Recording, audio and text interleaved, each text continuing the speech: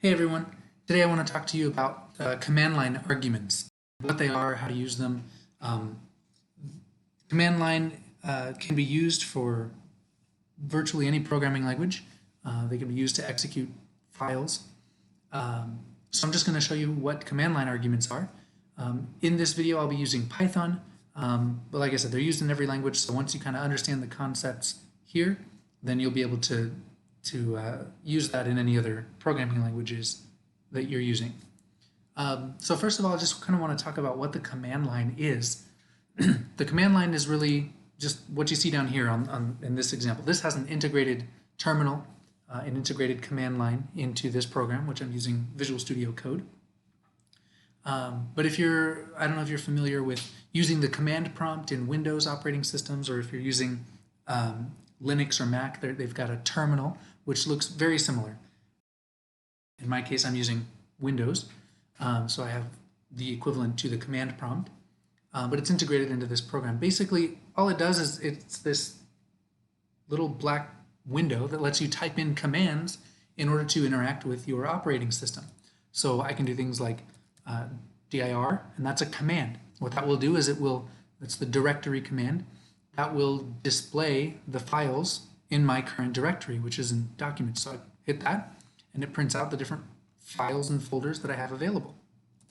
CLS was the one I just typed in, that clears the screen.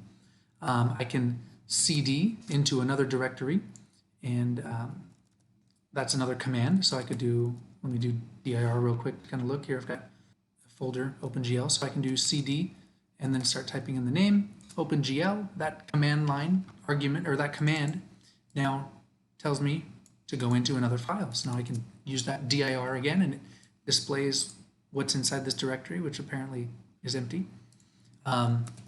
That's basically what the command line is. It lets you type in all these different commands. Here's ping, right? I can ping google.com, and it executes some command. Now a command line argument is everything immediately after the command. And all of those arguments are going to be separated by spaces. So let me show you kind of how they can be used in Python.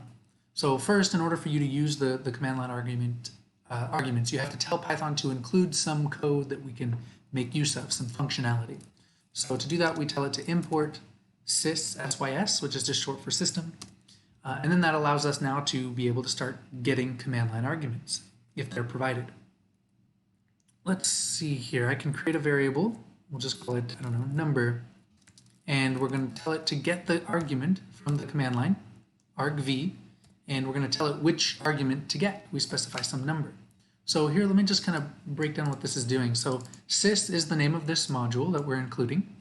And then argv is going to be, it's short for argument values. And it's basically just a list of a bunch of arguments. And then we tell it which position, which argument to get within that list based on the position. Now most of the time it's going to start at 1, or the ones we want. And that's because whenever we run the program, let's just do this, print hello. I'll actually tell you what. Whenever we run the program, file name, the first argument, so the one at position 0, is actually the name of the file that we're going to run. So I could do something like Python, that's the command, and then I need to tell it where to start executing. So to do that, I'm going to copy the path. That's the path to this file. So that's the first argument. And you'll notice it's enclosed in quotations. That's just in case there are spaces. In this case, I don't have to have the quotations around it because there are no spaces. But if you do have spaces and you want that to all be included in one argument, then you do have to put quotations around it. So if I run this now, I'm going to say, this is my command, Python, and the argument I am supplying is going to be the file to execute in the Python interpreter. So I run that, and you can see it prints the word hello. So that's it. I mean, that's how you can use the Python command with a command line argument. Now, if I wanted to, I can supply other arguments. So that was just the file name, right? Let me print out the file name. Okay. So I will run this again. And you can see that's the argument that was printed out. That's the argument it retrieved from the command line. Position 0 is the file name because that's the first argument after the name of the command. Okay? So most of the time we don't care about what that argument is. We just want to start at position 1. So that can be, let's just say, some number. All right, and then I'm going to print out the value of number. So now I'm going to run the same command, right? We're going to say Python because we want it to execute some Python code. We're going to tell it to go into this file and start executing the code in there. And then we're going to supply one more argument because it's asking for a number. And we'll do, I don't know, 45. We hit enter and we can see it printed out that value. So that's the argument that was retrieved from the command line. We can have any number of arguments if you want. I mean, you can do as many as you need. Let's do here 2, 3, and 4. Okay. All right, so we can run this again.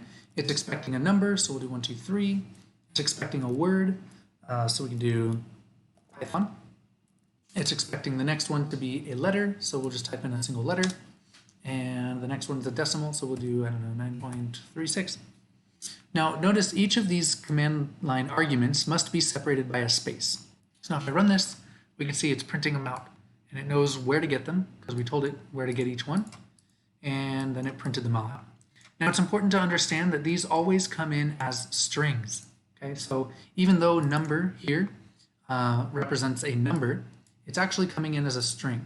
So if I were to try to do print number plus 10, well, we would think it should be 55, but we get this error here, type error, cannot concatenate string and integers. It doesn't know what to do. So, and that's because number comes in as a string. So what we have to do is, if we need it to be a number, we just convert it. Okay? Now, when I run this, it does print out my 55. All right? So there's a lot of things you can do with command line arguments. You can use it to calculate things based on whatever the user is providing when they're running this command. Or you can maybe have different flags so that when the program is running, you can maybe have is debug, I don't know, something like false, and then we can say if, or you know what we can do? For arg in sys.argv, those are all the different values. If arg equals debug, then we can set is debug equals true.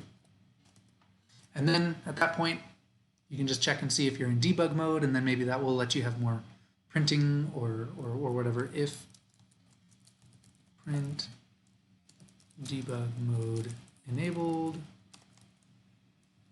and then move on with your code.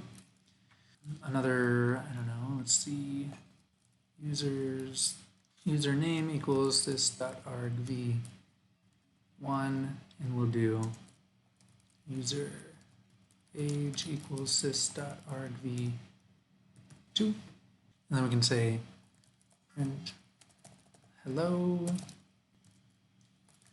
print in 10 years you will be user age plus 10. Okay, so now if I run this, we've got, it's expecting the name to be first, so I'm going to type in my name, followed by some age, and it prints out, hello Eddie, in 10 years you will be 24, but you notice it did not print out this debug mode enabled. So I can say, you know what, let's just add in this debug argument, and now it says debug mode is enabled, and maybe that just gives you more, prints more to the screen or whatever, so that you can kind of debug your code if you need to. So that's what command line arguments are, how they're used. Again, you can have them in any number of command line arguments, and yeah, so I hope that makes sense, and thanks for watching.